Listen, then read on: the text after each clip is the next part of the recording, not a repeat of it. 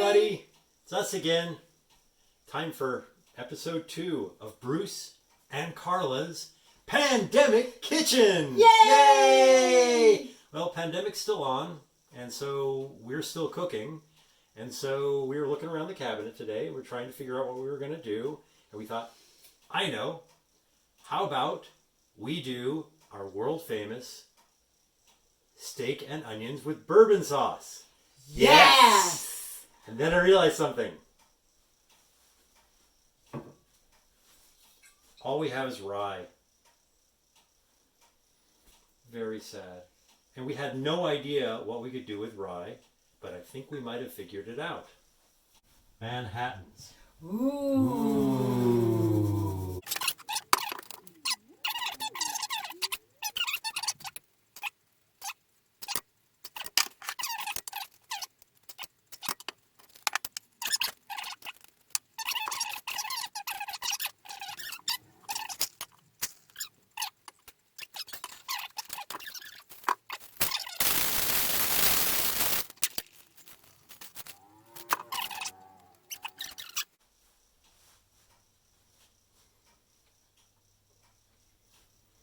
Cheers. Cheers.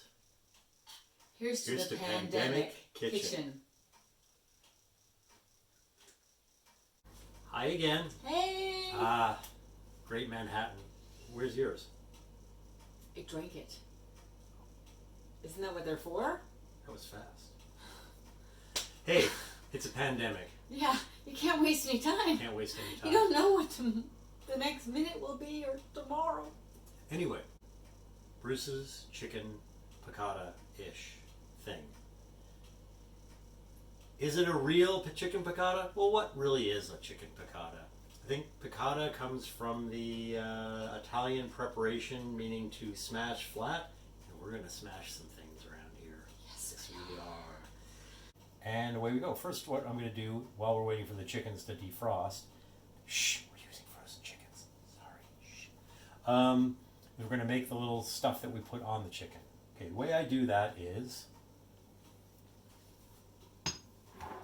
in a mortar and pestle, because it's a traditional show, I take cilantro seeds, coriander.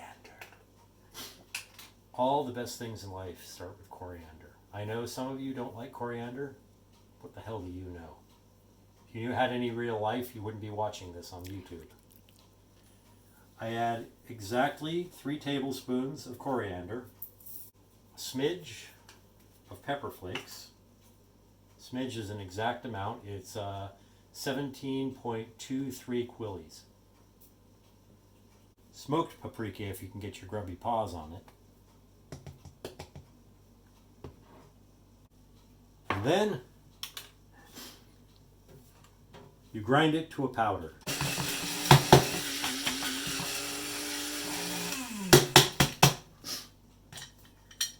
Add a little bit of kosher salt.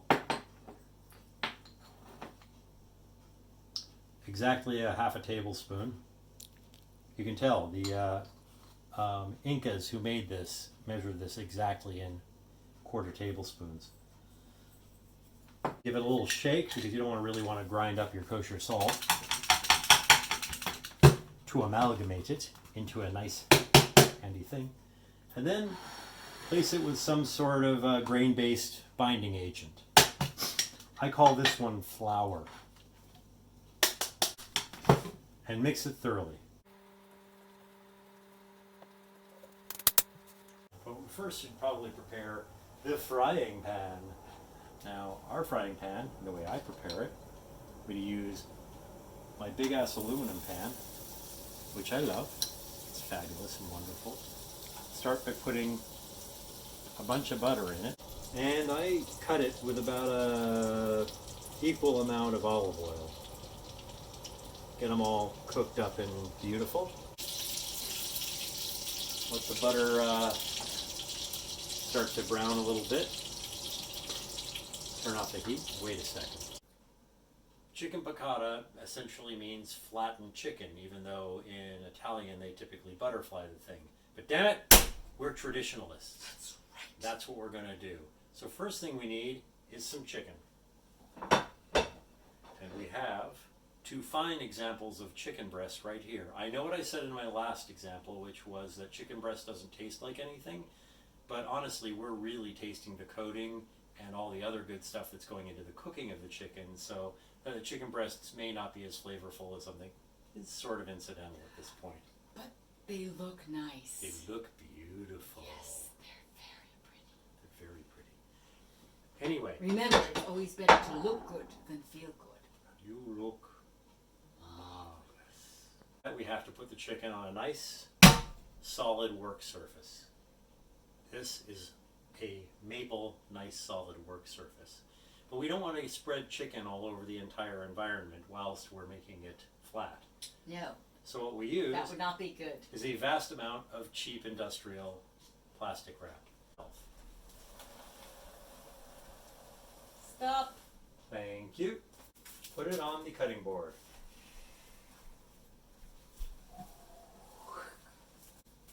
Place your chickens upon the cheap industrial plastic wrap. Fold it over. And spread. And spread. From what I understand, what you really want to use is a cast iron frying pan, the bottom of which you can smash your chicken into a nice flat and even surface. The problem is I would probably destroy this crappy ass counter that I have here. So what we do use is a special device that we bought. Here it is. Especially to do this. Now, you thought we must give thanks to our chicken, and my people, mostly the people of Eastern Europe, had a tradition. I don't really know what the tradition was, so I've tried to give it my own flavor. Chicken, we are enjoying eating you, and this is to show our respect for you. We thank you.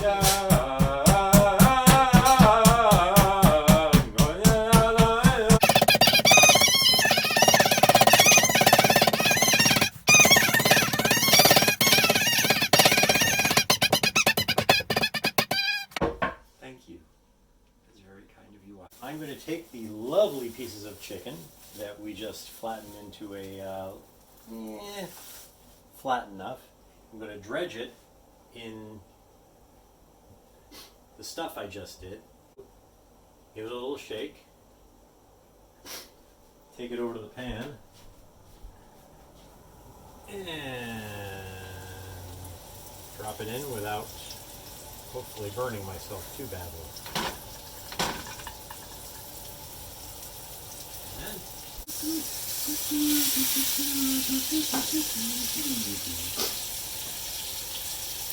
the chicken just is ready to release from the pan. It no longer is sticky. That's when you can slop it over. Be careful because it's going to get really, really sloppy. It's probably a little browner than I'd like it, but it's not bad. Okay, turn it down just a little bit. Okay. And on the other side, you just pretty much wait till it shifts around so it's released, then you know it's cooked. This stuff's flat, so it's cooking really, really fast. Probably takes maybe 5 or 6 minutes in my pan. Maybe longer, who knows? Maybe less long. If I had a big cast iron thing all heated up, it would probably take nothing. So now, I'll put it on a nice papery thing. I'll fold it over. I'll fold it over again, and again, and again to kind of drain some of that olive oily, buttery stuff off. My microwave has this wonderful setting called Wormhole, or Wormhole. Is it Wormhole or Wormhole? Who cares? Whatever it is, it keeps running and does something to it while we're in the middle of this. But now I got this great pan. What am I going to do with this great pan of wonderfulness and fantabulousness? Well, what happens if I deglaze it with some vermouth? Here's a top secret. Don't use white wine. Use vermouth for everything. It's cheap and tastes great.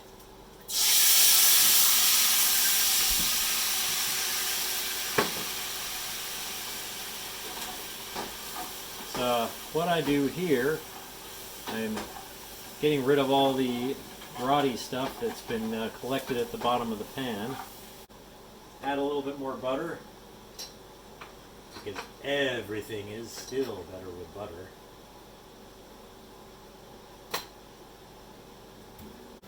Any Mexican market in the world is going to have a lemon squasher.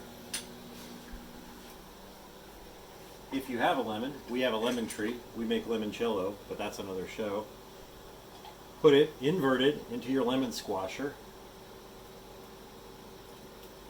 and give yourself some juice.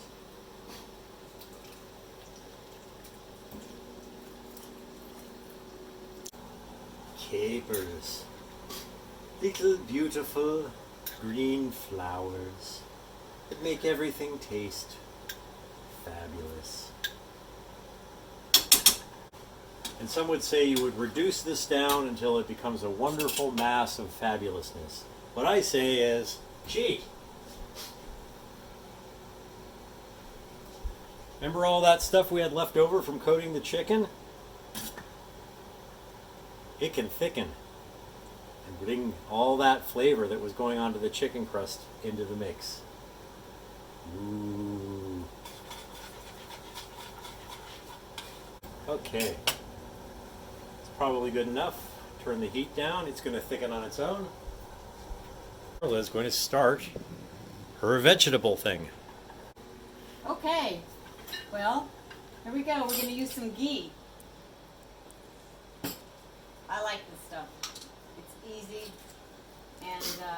and you buy it in a jar. buy it in a jar. I'm going to warm the pan first. Okay.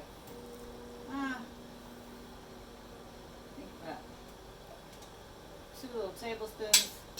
Maybe a tablespoon. 1 cup of couscous into the hot water. And oops, I forgot. Oh yeah, I can use your fork, so I will throw that in. Mix it around. Any butter in that? Butter. Okay, there we go. And now I close it and I turn it off for 5 minutes. And there we have it. Now we're going over here. We're going to get, I've already cut up this amazing broccoli. Yes, organic deliciousness. And we will throw it into the pan. Now that Nope. Now that the ghee is... the ghee is nice and warm. I thought ghee was our neighbor across the street. Well, yeah, but sometimes... Why is he named after butter? I don't know. And we give it a shake'le. I'm going to put a little bit of garlic powder.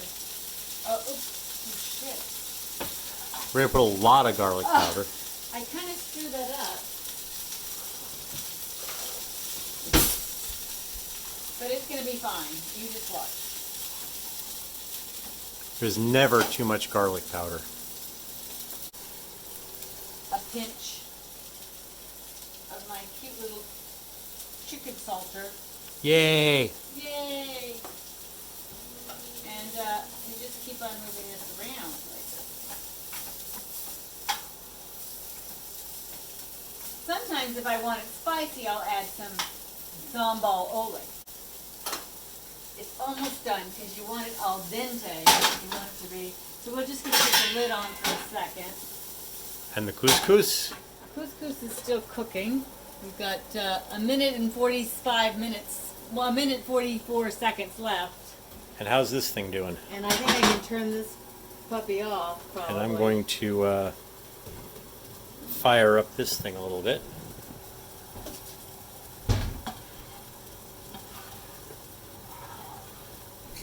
Reduce just a little more since we're almost ready.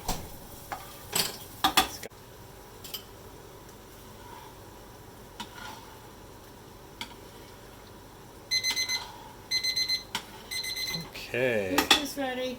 Couscous ready. Sauce ready. Looks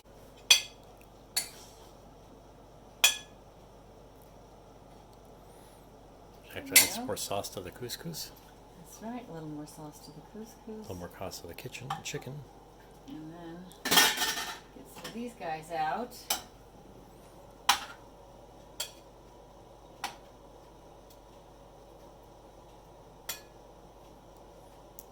you go. There you have it. And dinner is served. Bon appétit.